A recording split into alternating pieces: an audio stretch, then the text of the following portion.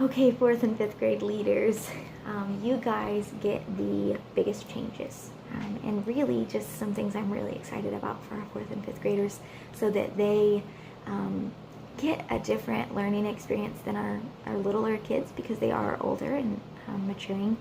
And also, I've put in here an opportunity for them to serve and really consider the needs of others above themselves during our programming. So in this, though, it requires a lot of extra preparation from you guys, and also just being thoughtful about helping our fourth and fifth graders understand what we're doing and why we're doing it. So in your lesson, I have a specific section set aside for all of the fourth and fifth grade things. So it's in purple.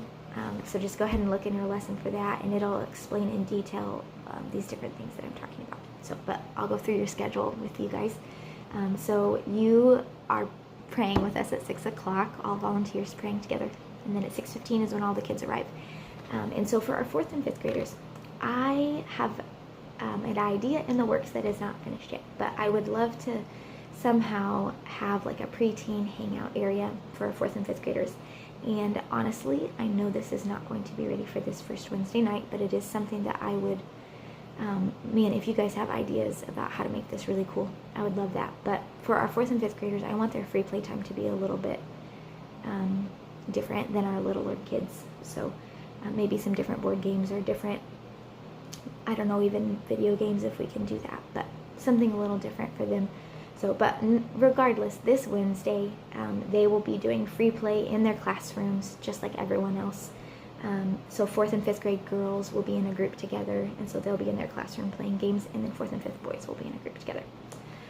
Once free play is over, once programming starts officially at 6:30, your first rotation is going to actually be in your classroom. It's called the prep to serve rotation. And that is because your next rotation is when the fourth and fifth graders will join our littlest kids, our first graders, in memorization rotation. And so I want you to take that first rotation to, and I have it written out for you guys, what you can discuss, but I want you to take that first about 15 minutes of that rotation to discuss why we even serve, why we're even thinking about kind of coming alongside our first graders and helping them. So read through that in your lesson. Second rotation is that actual rotation where we're mentoring our first graders in the memorization rotation. And then, so that's in the cafeteria. I can foresee in the future having our fourth and fifth graders help lead this rotation with the music and the motions and things like that. But for this week, I'll be leading it and teaching the choreography to them as well. Third rotation for fourth and fifth grade. This is technically considered your lesson rotation, but it's labeled Bible study and activity. The reason being is I'm not teaching this rotation. This is a rotation I want you all as small group leaders to teach. But I want it to be more of a Bible study type feel. So it's all written up for you guys in the lesson, but you can kind of read through the passage and discuss it with your kids. And there is an activity for them to do because I do think that they're not too old for activities. We've just modified theirs a bit to make it a little more older. So if you guys have questions about that rotation, please let me know. I know you're capable. I know that you guys have been with our kids for a while and you love them, and I have confidence in you guys. So go ahead and check out that lesson for details on that. And then your last rotation is your actual small group rotation. And so you'll just stay in your classroom. So you'll be in your classroom for that Bible study and activity. Just stay there for the last rotation, which is your small group rotation.